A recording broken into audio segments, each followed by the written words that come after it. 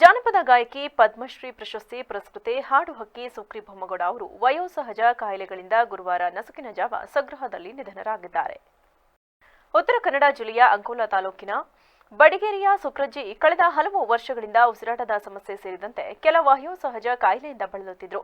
ಹಲವು ಬಾರಿ ಆಸ್ಪತ್ರೆಗೆ ದಾಖಲಾಗಿ ಚಿಕಿತ್ಸೆಯನ್ನ ಪಡೆದಿದ್ರು. ಕಳೆದ 2 ದಿನದ ಹಿಂದೆಯೂ ಮಣಿಪಾಲದ ಆಸ್ಪತ್ರೆಗೆ ದಾಖಲಾಗಿ ಚಿಕಿತ್ಸೆ ಪಡೆದು ವಾಪಸ್ ಆಗಿದ್ದರು. ಆದರೆ ಗುರುವಾರ ನಸುಕಿನ ಜಾವ ಸುಮಾರು 3:30 ಗಂಟೆಗೆ ಕೊನೆಯುಸಿರೆಳೆದಿದ್ದಾರೆ. ನಾಡೋಜ ರಾಜ್ಯೋತ್ಸವ ಜಾನಪದ ಶ್ರೀ ಪ್ರಶಸ್ತಿ ಪಡೆದಿದ್ದ ಸುಕ್ರಜ್ಜಿ 2017ರಲ್ಲಿ ಪದ್ಮಶ್ರೀ ಪ್ರಶಸ್ತಿ ಪಡೆದಿದ್ರು. ಜಾನಪದ ಹಾಡುಗಳ ಮೂಲಕ ಸಮುದಾಯದ ಮಹಿಳೆಯ ಪರಿಚಯಿಸುವ ಕಾರ್ಯ ನಿರ್ವಹಿಸಿದ್ದ ಸುಕ್ರಜ್ಜಿ ಉತ್ತರ ಕನ್ನಡ ಜಿಲ್ಲೆಗೆ ಮಲ್ಟಿಸ್ಪೆಷಾಲಿಟಿ ಆಸ್ಪತ್ರೆ ತಮ್ಮೂರನ್ನ ಸಾರಾಯ ಮುಕ್ತ ಗ್ರಾಮವನ್ನಾಗಿಸಲು ಹೋರಾಟಗಳ ಮೂಲಕ ಮುಂಚೂಣಿಯಲ್ಲಿ ಇರುತ್ತಿದ್ರು.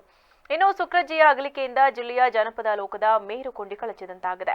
ಸುಕ್ರಿ ಬೊಮ್ಮಗೌಡ ನಿಧನಕ್ಕೆ ಜಿಲ್ಲೆಯ ಅನೇಕ ಗಣ್ಯರು, ಸಾಹಿತಿಗಳು, ಜಾನಪದ ಕಲಾವಿದರು, ಜನಸಾಮಾನ್ಯರು ಕಂಬನಿ ಮಿಡಿದಿದ್ದಾರೆ.